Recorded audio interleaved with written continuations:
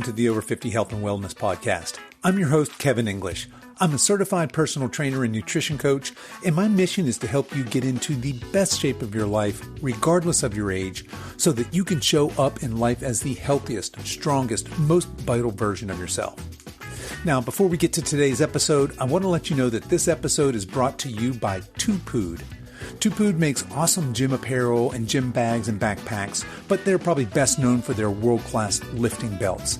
In fact, Tupood is the official belt of USA Weightlifting. I'm a huge fan of these guys. I absolutely love my gym backpack, and I love their weightlifting belts. I have 2 of the straight belts, and I've used them now for a couple of years. One of the favorite things about their lifting belts is all the different design options. If you're the type of person that likes lots of bling, maybe some pink glitter or colorful and funky patterns, they got you covered.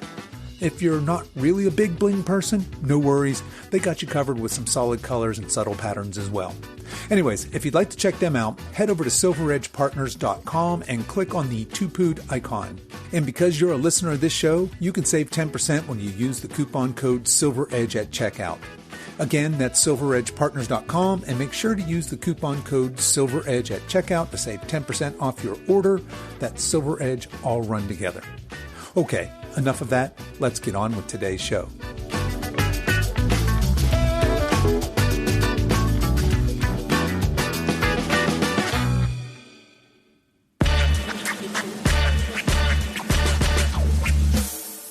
Today we have another edition of the Coach's Corner, so no guest today, it's just me, and we'll be back next week with our regular interview format. But here's what we're covering in today's episode. I start out by tackling the subject of CrossFit, specifically if it's appropriate for those of us over 50 to start CrossFit. And then I talk a little bit about the pros and cons of CrossFit as an exercise modality. And then, since today's sponsor is Tupood, I thought I'd talk about whether or not you really need a lifting belt. And if so, when you should and shouldn't use one. And then finally, I wrap up by taking a few minutes to talk about 1-rep maxes. Okay, let's do this. Time to get on with today's show.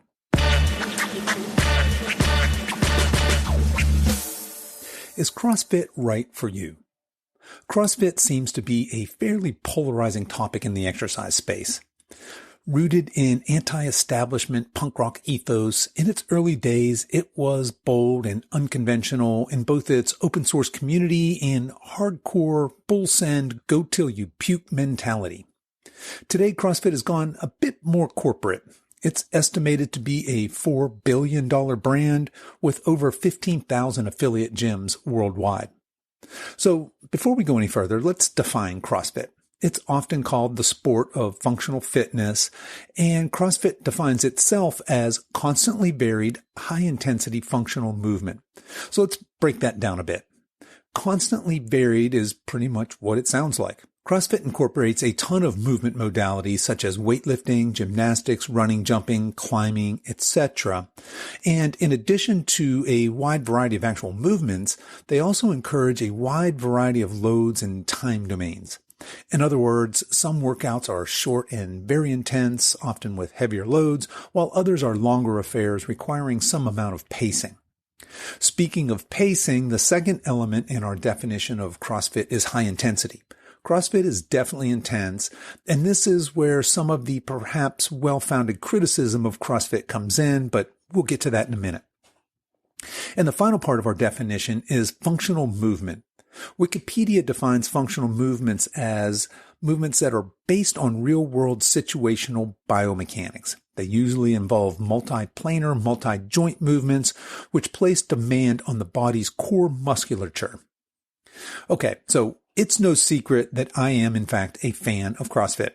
I first heard that term many years ago. My brother brought it up, maybe 15 years ago, and the way he was describing it made it sound like some sort of cult-like psychotic aerobics class.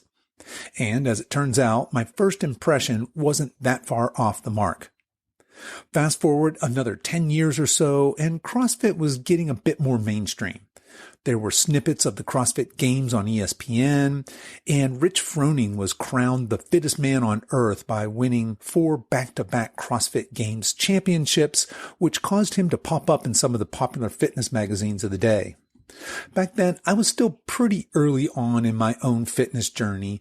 Previously, I had done some marathons and a bunch of triathlons, and then I had an unhealthy period of inactivity. After allowing myself to get into the worst shape of my life, which ended in a pretty serious health scare, I decided to get my act together and get back in shape. I took up jogging, and then I joined a Globo gym and even hired a few personal trainers. And while I was getting healthier, I knew I was missing something. I didn't know what. I eventually left the Globo gym and built out a pretty nice garage gym. And with the help of Mark Ripeto's book, Starting Strength, my brother and I taught ourselves the major compound lifts. That is the squat, the deadlift, the bench press, and even the overhead press. And I started to work on getting stronger. And it was about this time in my life that I started to see real positive changes in my body and in my overall health. I was getting progressively stronger, and my body was beginning to transform. I was losing some of my belly fat and gaining some muscle.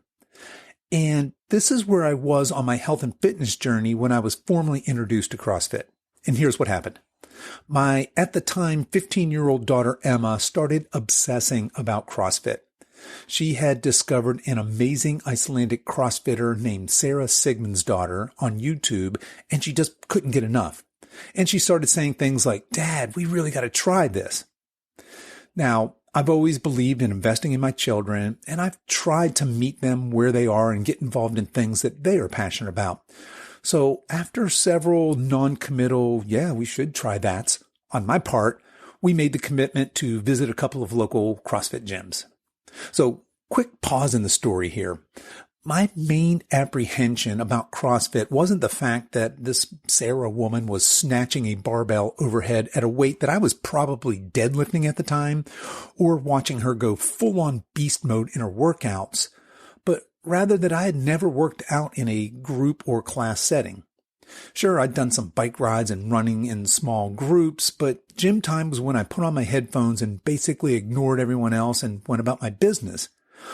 Being a bit of a lone wolf, an introvert, if you will, I was reluctant to join a class environment, especially one where I would undoubtedly be the slowest and the weakest, and quite possibly the oldest. Anyway, we ended up stopping by a few CrossFit gyms, and it was immediately apparent which gym was the perfect fit for us. Big shout out to CrossFit Carolina Beach here in North Carolina. The owner encouraged us to come back the next day and just try out a class. And the very next day, with butterflies in my stomach, my daughter and I did our first CrossFit class and got our asses absolutely kicked. And so, of course, we signed up for a father-daughter membership that very day. Now, that was almost 5 years ago. Fast forward to today, and I still do CrossFit workouts. And in fact, I'm a CrossFit coach. But this segment isn't about me, it's about you.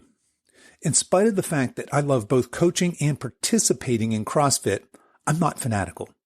I don't believe it's exclusively the best way to exercise or that it is, in fact, for everyone. In other words, I've drunk the CrossFit Kool-Aid, and I have to admit it's delicious, but I see it for what it is and recognize both its weaknesses as well as its strengths as an exercise modality. So let's talk about some of the pros and cons of CrossFit, specifically for those of us over 50, and let's start with the pros. The first pro is that CrossFit workouts can be scaled for pretty much anybody, no matter their current level of fitness. Some of my early ideas of CrossFit were formed from my exposure to CrossFit Games athletes. These amazing men and women are some of the fittest, most talented athletes on earth, and comparing myself to these folks is ridiculous. We can really separate CrossFit into two parts. On the one hand, we have competitive CrossFit, which are basically professional exercisers. And then on the other hand, we have CrossFit as a workout modality, which is where most of us mere mortals will participate. But CrossFit prides itself on being scalable for athletes of all ages and fitness levels, and workouts can be adapted for pretty much anyone. The second pro is the CrossFit community. I joked earlier about CrossFit being a cult, but CrossFit is famous for building gym workout communities. I suppose when you do really difficult things together and you suffer together, you can't help but to form a tight bond.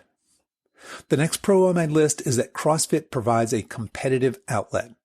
Now, if competition isn't your thing, this might seem like a negative, but I was pleasantly surprised at the feeling of satisfaction I got from competing not only with other CrossFit athletes, but with myself. Which brings me to my next pro, and that's that CrossFitters measure and track everything, which means that you can see your progress over time. It's very satisfying to see your strength and fitness gains objectively improving over time. Another pro is that CrossFit will certainly push you out of your comfort zone. We all have weak areas, things like strength, mobility, aerobic capacity, etc., and CrossFit will absolutely point these out to you. And we all know real growth doesn't happen in our comfort zones, but rather when we step outside of that. And CrossFit will certainly demand that you step outside of your comfort zone. And my final pro is that CrossFit does a very good job of what its name implies. That is, it makes you a well-rounded, fit human being. Good CrossFit programming will make you stronger, fitter, more mobile, mentally tougher, and it will increase your work capacity across all time and modal domains. Okay, so those are a few of the reasons that I love CrossFit. Now let's look at some of the cons. And the first con is related to the last pro we just talked about, and that's that you can't work on any one area when you're a CrossFitter. In other words, because CrossFit is purposely designed to make you a jack of all trades but master of none, you really can't specialize within CrossFit. So, for example, if your goal is to get as strong as possible or maybe to run your fastest 5K, CrossFit's not a very effective way to get there. My second con, at least in my mind, is that CrossFit coaching and programming can vary greatly from gym to gym. The barrier to entry to opening a CrossFit gym is fairly low. You need your level 1 CrossFit coaching certification, and you need to shell out about, I think it's $3,000 for the affiliate fee. So, for example, I have my CrossFit L1, and let's just say I want to open a CrossFit gym. I'd pay my $3,000 and I'd be on my way, and I'd be 100% responsible for the programming in my new CrossFit gym. Now, I'd like to think that I'd have fantastic programming in my theoretical gym, but you might begin to see where this could lead to trouble. Let's just say that a 20-year-old hardcore CrossFitter opened a gym, and his programming was designed to hammer the holy snot out of other extremely fit 20-year-olds. This might not be the best option for you or me. Another potential con I can see in CrossFit is that there is a certain subset of people who get hooked on or addicted to the high that comes from completely trashing oneself in a workout.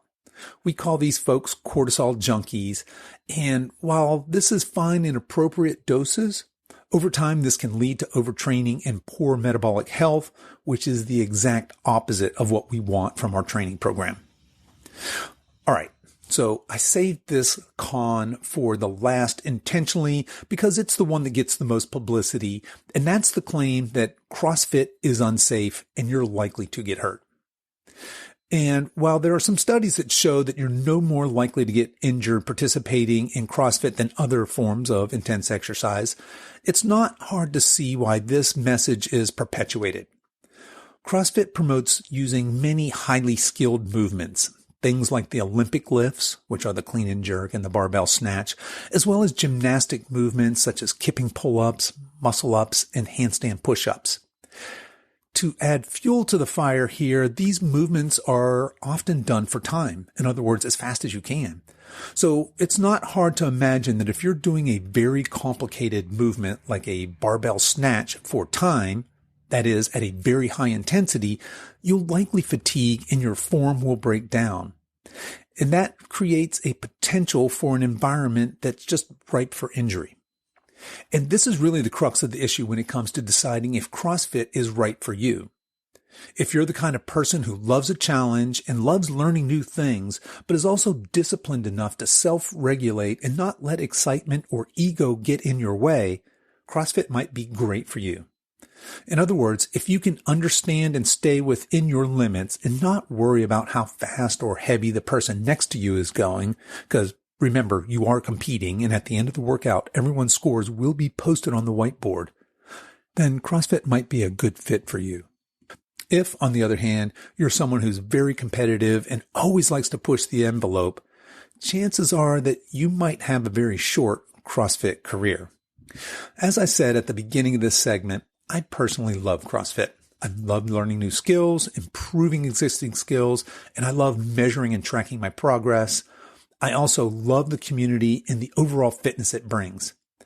That being said, I regularly take time to step away and work on other goals. I recently decided that I wanted to focus on strength. So I stepped away from CrossFit programming and ran a powerlifting program for a few months.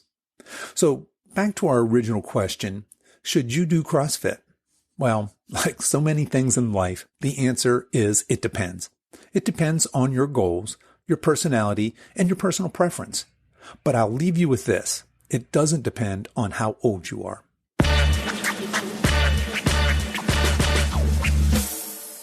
Should you wear a lifting belt? Okay, so as you heard in the beginning of the show, or at least you heard it if you didn't skip the intro, I've recently partnered with Tupood and they make apparel and bags, but what they're mainly known for is their weightlifting belts. In fact, they're the official belt of USA Weightlifting. And a common question I get asked is, should I wear a lifting belt? Well, first of all, let's define what a lifting belt is. A lifting belt is pretty much what it sounds like. It's a wide-ish belt that fastens securely around your midsection. They're typically made of nylon or leather, and they fasten with buckles or Velcro. But why use a lifting belt?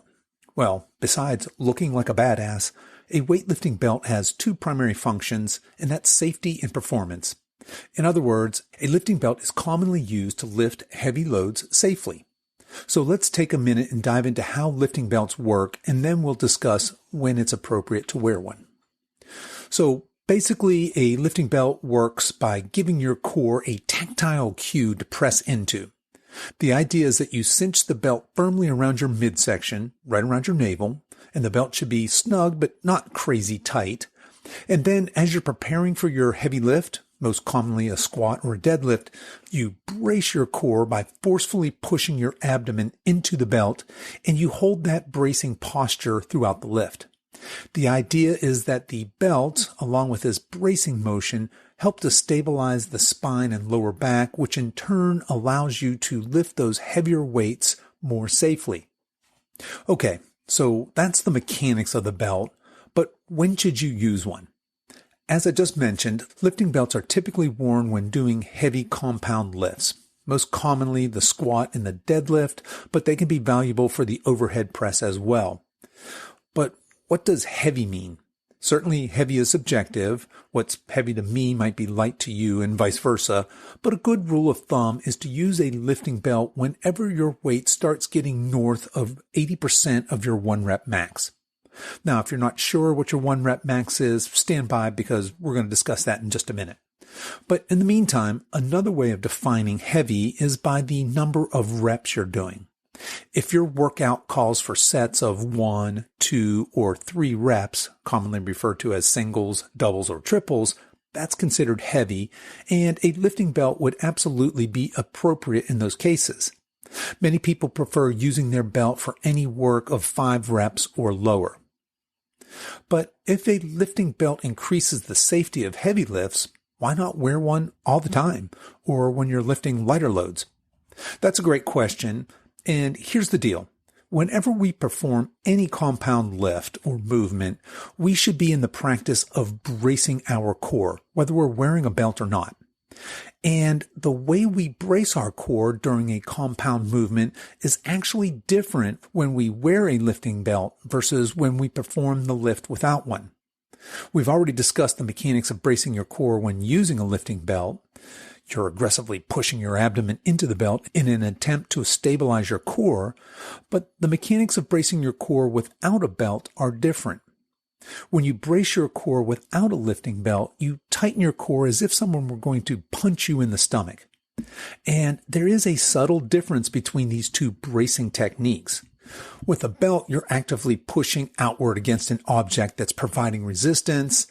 But when you're lifting beltless, there is no resistance. You're stabilizing your core and protecting your spine using only your body's musculature without any of that external resistance. And it's important that you practice and learn the skill of beltless lifting, since this has direct carryover into real life. Let's look at an example. Say you're at your friend's house and they want you to help them rearrange the furniture in their room. You're probably not going to go home and grab your gym bag and come back and put on your lifting belt. But having practiced bracing your core in the gym over and over will help you assist your friend safely. We have many movements in real everyday life that require us to have strong, capable cores, and we certainly don't want to allow wearing a belt to become a crutch. In fact, most average gym goers will never really need to use a lifting belt, and they'll be just fine. But if you are interested in lifting heavier weights and getting stronger, a lifting belt is a good tool. Like I said in the intro of this episode, I'm personally a big fan of the two-pood lifting belts. They have 3 different varieties of lifting belts. They have the straight belt, the 3-inch petite belt, and the Metcon belt. I personally wear the straight belt, and I'd recommend that style of belt for 99% of the folks. Just as an aside here, some of you are probably wondering, wait, what are you saying? Are you saying pood? Is that two pood? Yes, pood. P-O-O-D. So the company is named Two Pood, and that's the number 2 in the word pood. Now, you may be wondering, well, what the heck is a pood? If your gym has kettlebells, and they should, take a look at the weights on them. Oftentimes they come in weird amounts like 36 or 72 pounds.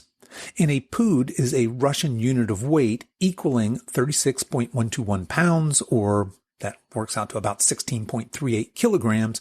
So now you know what a pood is. Anyways, if you're interested in checking out the Two Pood lifting belts, again, head over to silveredgepartners.com and click on the Two Pood icon. And don't forget to use the coupon code SilverEdge for your discount. And I'll put all of that into the show notes, which you can find over at silveredgefitness.com/episode 126.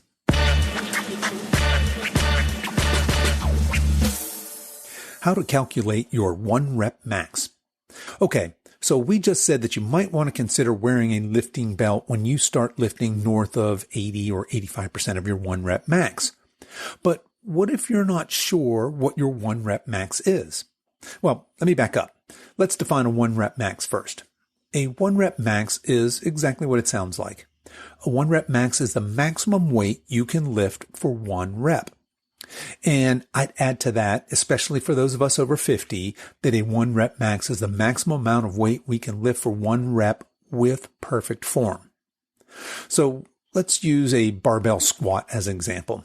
If your 1 rep max is 150 pounds, you might consider wearing a lifting belt when that weight gets up to about 120 or 125 pounds. But what if you don't know what your 1 rep max is? There's a couple ways we can approach this. The first is fairly obvious. You can test your 1 rep max. That is, you can warm up and then test progressively heavier loads until you find your 1 rep max. Now, let's pause for a minute here and talk about this. While there certainly is some value in testing your 1 rep max in this manner, there is some risk involved. As you get closer and closer to failure on these heavier loads, your risk of injury goes up. Let me be clear. You can be strong, healthy, and fit and never test your 1 rep max in any lift. But if you don't test your 1 rep max, how do you know what it is? You can estimate your 1 rep max with the help of some simple math. As we just mentioned, testing your 1 rep max is effective, but does have some increased risk associated. And we can mitigate some of that risk by testing our max in larger rep ranges. Let's go back to our example of the barbell back squat. Let's say that you don't know what your 1 rep max is, but you know that you can squat 120 pounds for 6 reps with good form, and that's basically it. That's your max.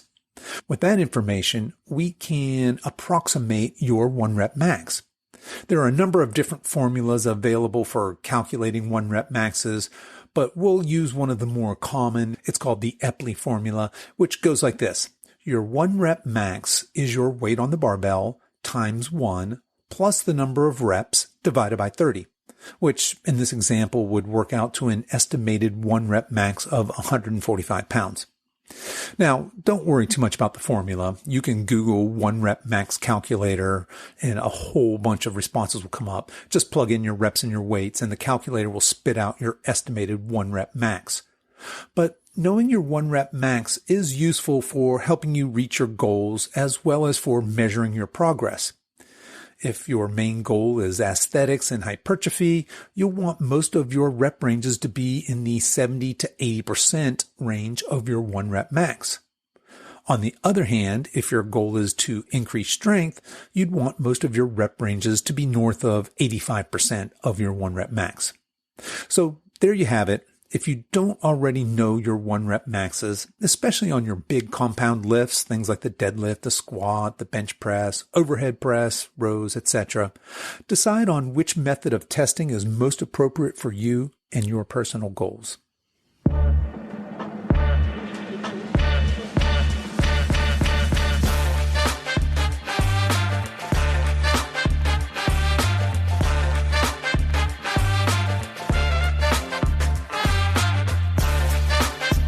Okay, that's our show for today, folks. Again, I'll put links to everything we talked about in the show notes, and you can find that over at silveredgefitness.com/episode 126. And if you've enjoyed this podcast, don't forget I have more free resources over at silveredgefree.com. There you'll find my mini guides with my top tips on nutrition, exercise, and lifestyle. So feel free to head over there and download anything that might be helpful to you. As we wrap up our time together today, you can show your support for this show in two important ways. One is to tell a friend about this podcast and encourage them to give it a listen. And the second is to give this podcast a 5-star review on whatever platform you listen to podcasts on. And be sure to subscribe and follow so you don't miss any future episodes. I really appreciate you spending your time with me today. And until next time, stay strong.